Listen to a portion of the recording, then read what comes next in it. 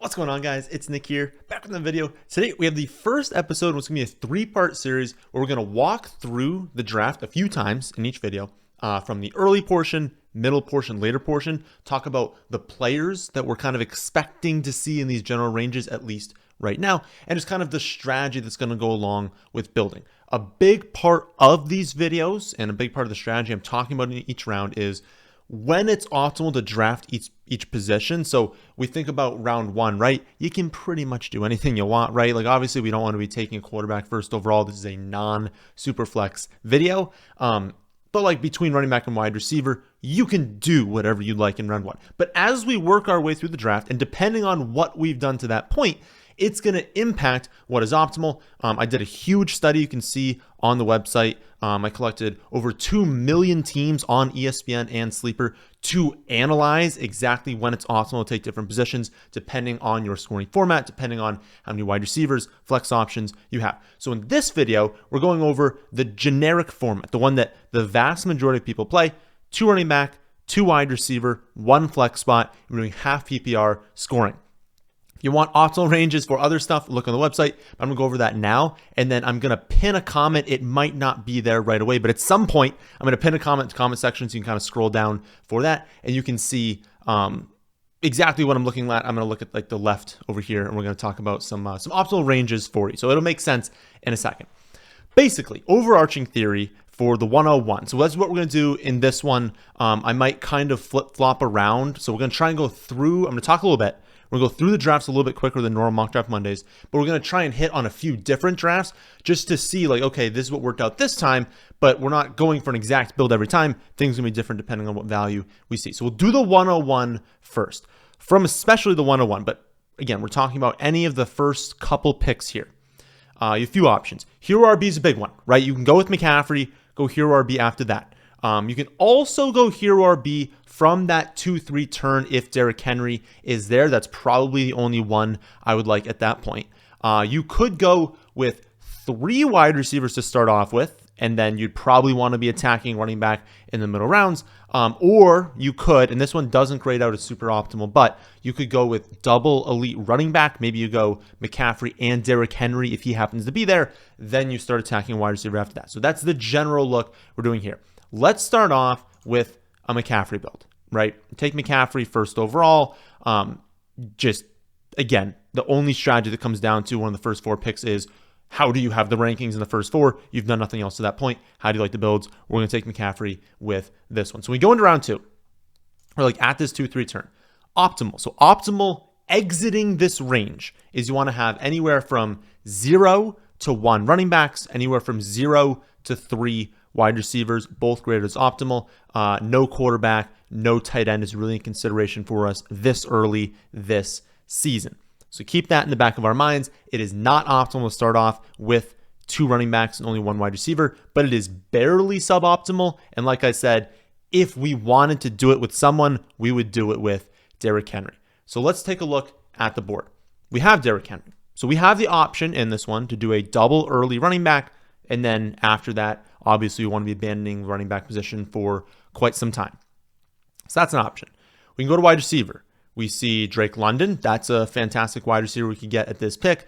We see Deebo Samuel, Nico Collins, Jalen Waddle. Those are probably the ones in half PPR that you're going to want the most. In my rankings for those ones, we're going to have Drake London, then Deebo, then Nico, then Waddle. Okay, how about that? It works out perfectly there. So 2 options.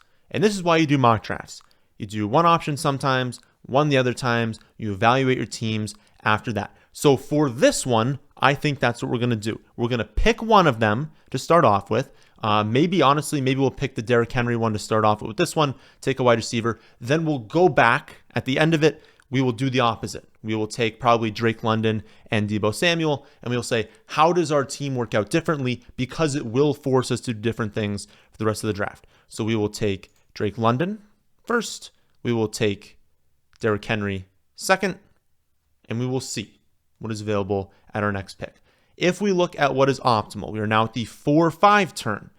0 to 2 running backs. Well, we already have 2 running backs, so taking a third is not optimal anymore. 1 to 3 wide receivers. I mean, we only have one, so we could easily go 2 wide receivers at the spot.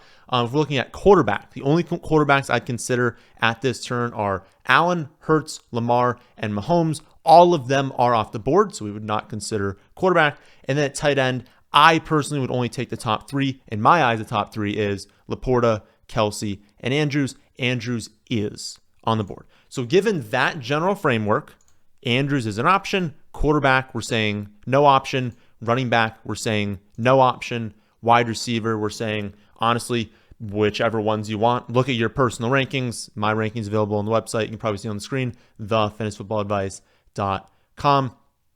If we are looking at my rankings, we're going to see Stephon Diggs at the top. We're going to see Devonta Smith up here. We're going to see Malik Neighbors up here.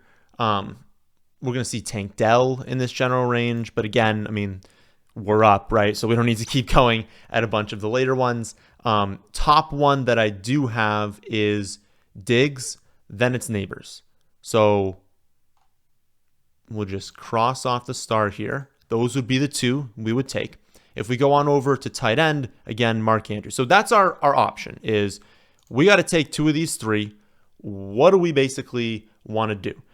We can look to the 6-7 turn and be like, are we forcing ourselves out of any sort of optimal build? But the answer is no. At the 6-7 turn, like, we'll be set. We actually can take a running back at that spot. We can take multiple running backs at that spot. We'll have quarterback available to us. Like, by taking 2 wide receivers, we're not locking ourselves into any sort of box. And then tight end, almost never consider that. Whenever it's a good spot to take a tight end, you can definitely take them. My kind of viewpoint at tight end this season is you want a really good value because there are, a number of tight ends that grade out very strongly. And it's a decent value at pick. I have him at pick 43, Mark Andrews.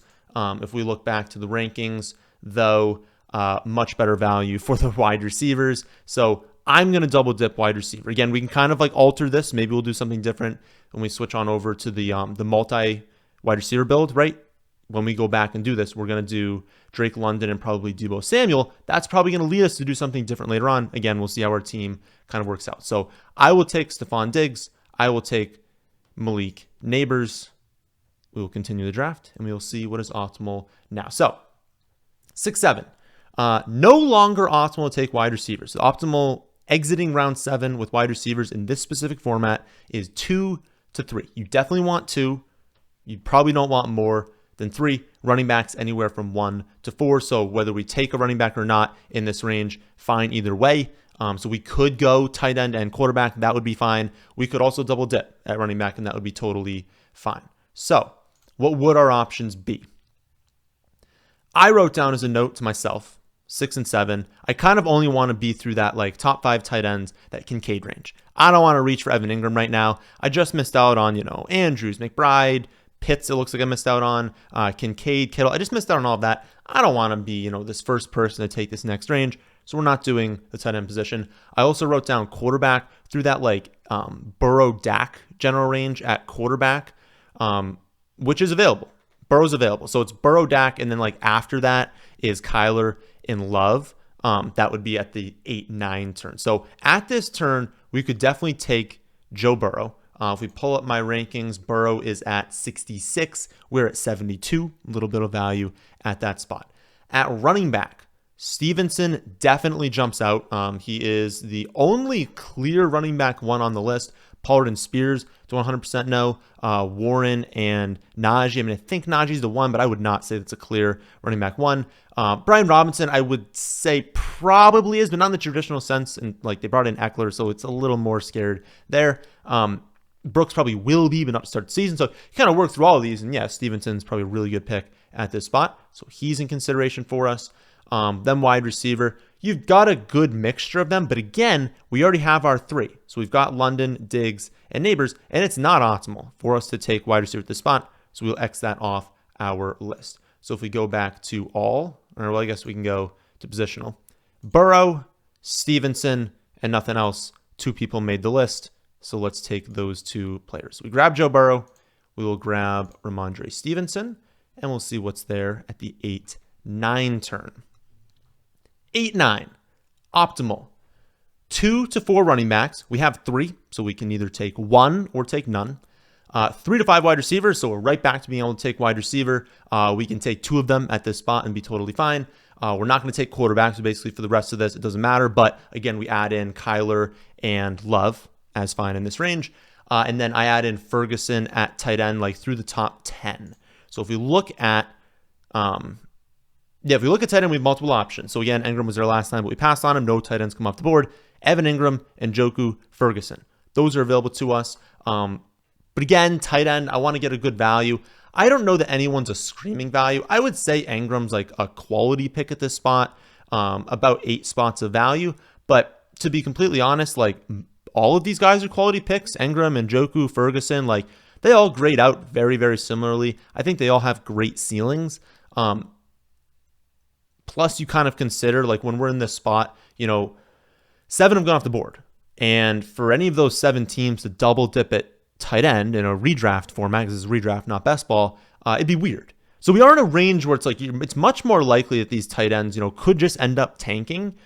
So personally, I don't know that tight end is really a spot. And since we've opened up more optimal for wide receiver, and we know you want to be heavy on wide receivers, probably a good spot to be looking there. So let's pull up our wide receiver rankings, kind of scroll down. Those are the running back rankings. Scroll down a little bit to where we kind of think we are at in the draft. Hollywood definitely jumps out. Deontay Johnson jumps out. Jordan Addison jumps out to me. Rashee Rice, but I would probably take Hollywood over Rashee Rice. If we look at the rankings, it is Hollywood and Ridley's not on the board, right? Adunze pops up towards the top here, but it makes a little bit more sense to hopefully risk it on Adunze, and you can maybe get him later on. But Addison and Deontay. So basically, it seems like a spot where we might take 2, but probably not Rashee. So Deontay, Hollywood, and Addison, running back. Again, 1 is fine. More than that is not. But we are in officially handcuff range. So Trey Benson's weird because it's not really handcuff. Like Trey Benson, Chase Brown, Corum, Gibson, Rico, Miller, all very similar picks. And since we're perfectly in the spot where like we do not need to take a running back, again, optimal is 2 to 4. Why bother, right? Why bother taking that running back? And then we don't need quarterback, and we said no tight end. So I think it makes a lot more sense. We passed on wide receiver. We're allowed to take through 5 at this turn. We should take that. So top on the board is Hollywood. We should just take that right off the bat. And then honestly, I don't have a strong take between Deontay and Addison. I have it as 0.7 points different in the projection. I feel like I'm typically more on Deontay. He's more on brand pick, so maybe we'll go with Deontay at this spot. But yeah, I mean, that's just a decision for like you personally. How do you kind of have the rankings there? I'll take Deontay. 10-11 turn. And this is the last one we're going to talk about optimal, because in all these videos, I'm going to kind of point out like 12 on, do whatever you want. Like starting in round 12, don't worry too much about ADP value. I mean, you don't want to take a dude like 4 or 5 rounds ahead of ADP because you can probably get him a few rounds later, right? You don't need to just force bad picks. But if you really like someone, they're like a round different ADP, take them. Like, don't worry about that value. There's not that many rounds left.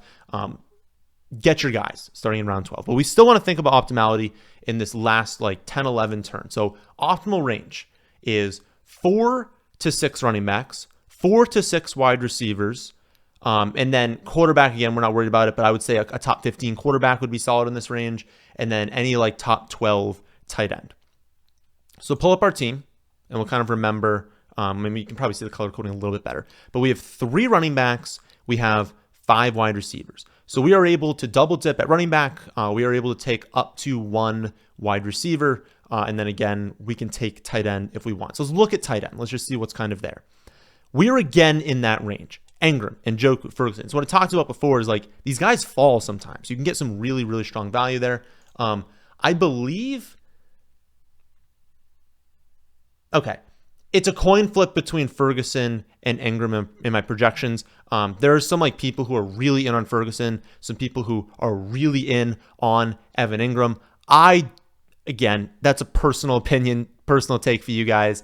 If you truly believe Ingram's going to continue being a featured weapon in this offense, that they lost Ridley, he's going to like keep being featured. Yes, the ADOT's low. Yes, the red zone usage is low. But if he's going to have that stable floor and that's something you want, go with him. If you think Ferguson's going to be really involved in this offense, you love him, the touch and upsides there, go with him. It's really just a personal take at that point. So one of those two is an option. We'll star both of them. At wide receiver, honestly, not amazing. There's some options we like, but there's no like insane values. It's probably Keon Coleman, probably Brian Thomas Jr. You're probably just looking at these rookies. Can these guys, ride your bench and then break out in the second half of the season? But again, we are at 3, and at this range, it's 4 to 6. So at minimum, we do have to take one running back. Okay, I don't know if I said that before, but if the range is 4 to 6 here, we got to be taking one running back. So who would the top running back in the rankings be? Let's just pull that up and see. Obviously, Brooks is now gone. Obviously, we would have very much liked him in this range. It looks like Dowdle. Dowdle's going to be the top guy. Kendre Miller's not too far behind him. Marshawn Lloyd not too far behind. But Dowdle would be the top running back. And since we do have to take a running back, again, to like kind of, I want to try and get these optimal builds in these videos. Let's take the running back that we like, and we'll go with Dowdle. I think personally, you could go with Miller, you could go with Lloyd. You could take a shot on, Elijah Mitchell as a handcuff, Jalen Wright. I think it's best to be like, listen, it has been literally 4 rounds since someone has taken a tight end. We've waited long enough. One of these guys is going to go off the board, so pick your favorite. For me, I would just flip-flop them if you're in multiple leagues. Take Ingram sometimes, take Ferguson sometimes, but don't lock in there. Ferguson's still there. Ferguson somehow makes it to the 12-13. I don't think that's actually going to happen, but crazy value there. We're not going to take another tight end, but funny to see. So rest of this draft, you just even it out. So we don't have to go too much into the strategy here. Build out the rest of your team with players that you like. Players that we like Wicks, Josh Downs, Shaheed. I would say Shaheed probably our favorite there. And yeah, just kind of flip-flop running back and wide receiver. I'll try and do this the same, kind of ending them off. But why don't we do Jalen Wright and Shaheed, and then we'll finish off with, let's make it kind of even. 1, 2, 3, 4, 5. 1, 2, 3, 4, 5, 6. Okay. So we could either take Wicks, or I would say, okay, so with this build, given that we have McCaffrey and Henry, running back is just not as valuable to us. It's more valuable to try and hit on wide receivers. So I would say this build, take Wicks, and then grab the defense. I'm hoping it'll let us go back. I'm pretty sure it will. Grab the defense. We'll see what grade they give us. 88, not too bad. But I want to exit out of this in a second. So if you want to write this down, write this down. This is our team again when we went with the double elite running back, which is semi-suboptimal, but it's barely suboptimal. And I think it can be optimal this season with Derrick Henry, if you do it with Derrick Henry. What I want to do is go back, and I want to redo this pick. Remember, I want to pull up the draft board. Can we not see anymore? Oh, there it is. Okay. I was going to say, why would it not let us do it anymore? I want to go back, and I want to say, okay, it was still optimal for us, if we remember back, to do multiple wide receivers. Let's do that. Let's take Deebo Samuel, and let's see how the rest of this draft kind of comes together, doing something a little bit different. So go back, 4-5 turn. Optimal range for running back, anywhere from 0 to 2, so we can take 1, not more than that. Optimal range for wide receivers, 1 to 3, so we can take 1, but not more than that. So we could split running back, wide receiver. We again had that decision for quarterback, Allen, Hurts, Mahomes, Lamar, all off the board, so we won't go there. And then Andrews is an option for us at the spot because Kelsey and Laporta are off the board.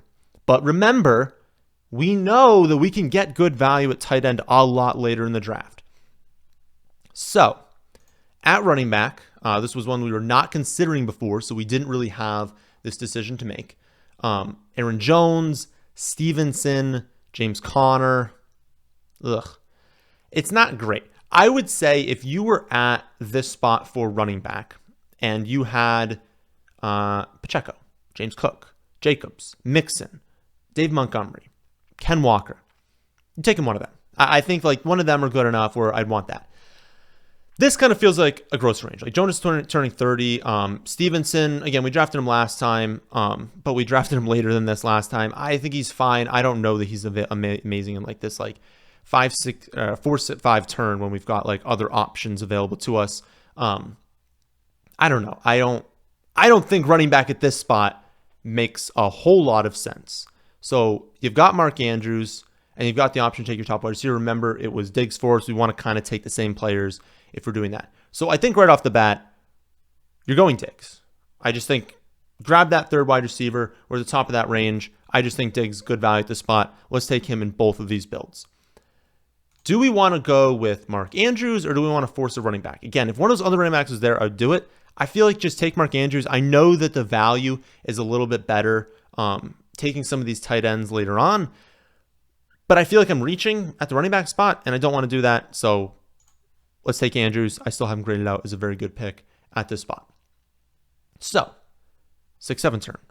Remember, also range running back. 1 to 4, we have McCaffrey. So we're actually good leaving this range if we didn't take another one, but we could definitely take 2. We'd still be optimal there. Only 2 to 3 wide receivers. So wide receiver is not optimal for us. We're not going to take a tight end because we already have Mark Andrews. So it'll be through that Burrow-Dak range for quarterback.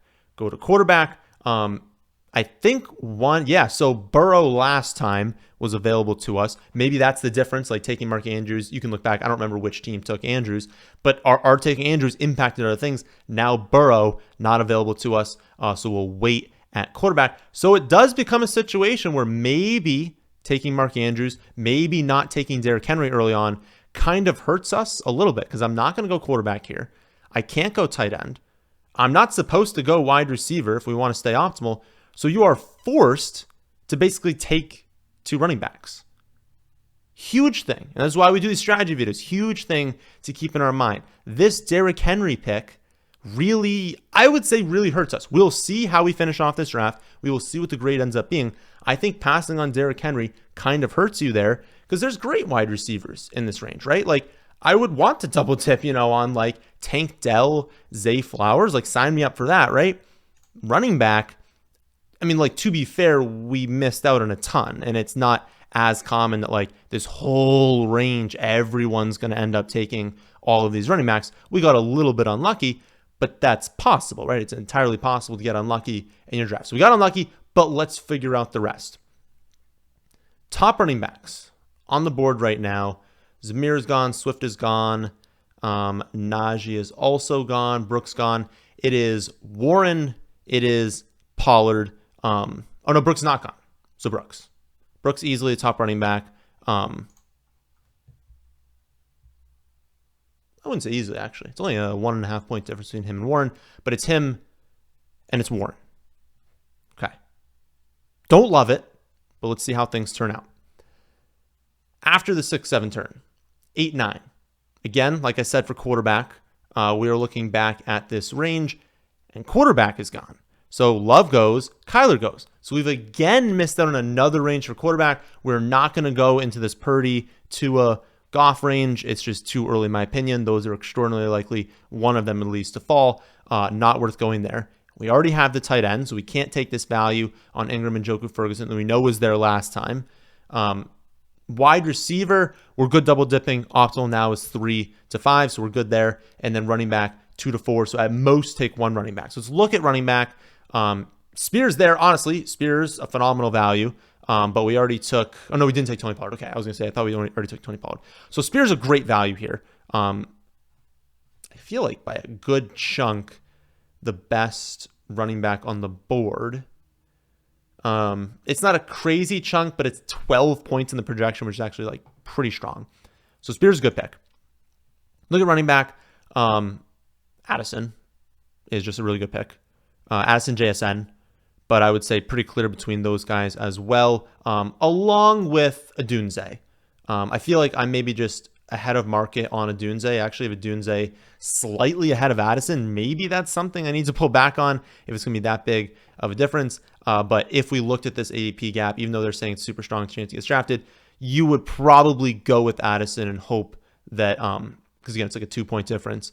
You'd hope that you could get, Dunze at the next spot. But yeah, I would say best move for us here is splitting running back and wide receiver. Will be good for running back for a while. Like we could go 3-4 rounds and not take another running back. But yeah, I think that's probably the range you're going at there.